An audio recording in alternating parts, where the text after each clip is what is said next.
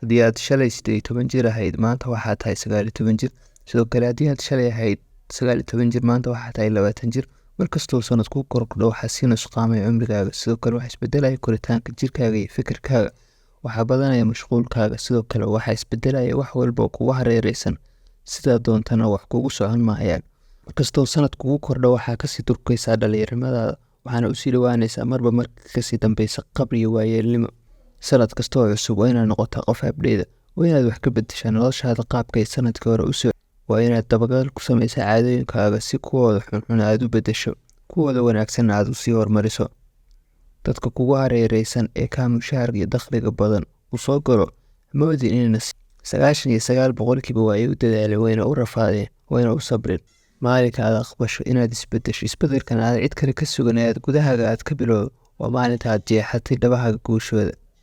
ilaahay subxaana watacaala qur-aankiisana wuxuu ku leeyahay ina allaha laa yuqayiru maa biqowmin xataa yuqayiru maa bianfus ilaahay qowm waxba kama bedelo ilaa ay nafahooda iyagu wax iska bedelaan haddaba mawduuceena maanta waxaynu kusoo qaadanaynaa 5 qodob ay tahay inaad samayso sanadka 2020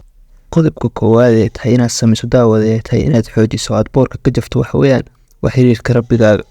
waxaana shaki ku jirin xiriirka rabbigaaga aad la leedahay haddii uu daciif yahay adna waxaad ahaanaysaa mid daciifa oo kala daadsan waxaad ahaanaysaa qof aanay waxba u hagaagin marka ku dadaal inaad xoojiso xiriirka rabbigaaga kala dhaxaya daawada qodobka labaad ee tahay inaad sanadka cusub samaysaa waxa weeyaan inaad qorto hadafyadaada sanadkan mar walba aad qorto hadafyadaada waa mar walba aad u dhawaato xaqiijintooda marka daawada qor hadafyadaada sanadkan 2024 kadibna ficil u bedel insha Allah waad gaaraysaa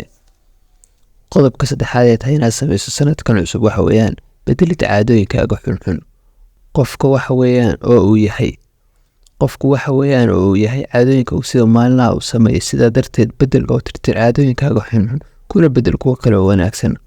qodobka afraad ee tahay inaad samayso sanadkan cusub daawada waxa weeyaan inaad joojiso dayacida waqtigaaga ka ilaali waxyaabaha dayaca baro sida looga faa'iidaysto loona beeqaamaysto waqtigaaga sidoo kale baro waxyaabaha u baahan inaad waqti badan ku bixiso iyo waxyaabaha aan u baahnayn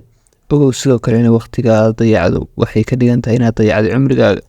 qodobka shanaad ee tahay inaad samayso sanadkan cusub waxa weeyaan inaad wax isbarto self education sanadka cusub ugu yaraan koorsooyin qaado xirfadaada shaqo kordhi lacag haddaadan haysan kuwa firiyaaba baro luuqad sidoo kale baro waxaad jeceshahay oo aad is leedahay mustaqbalka waa noqon doontaa halkaasaan kusoo gabagabeynayna asxaabay intiina hore noola joogteen waa ku mahadsantihiin intiin hadda nagu soo cusubna nagu soo beera leegta iyo sheertana noo taabta aad baa u mahadsantihiin mawduuca jeceshiina kasoo hadalnana commentigoose nagula wadaag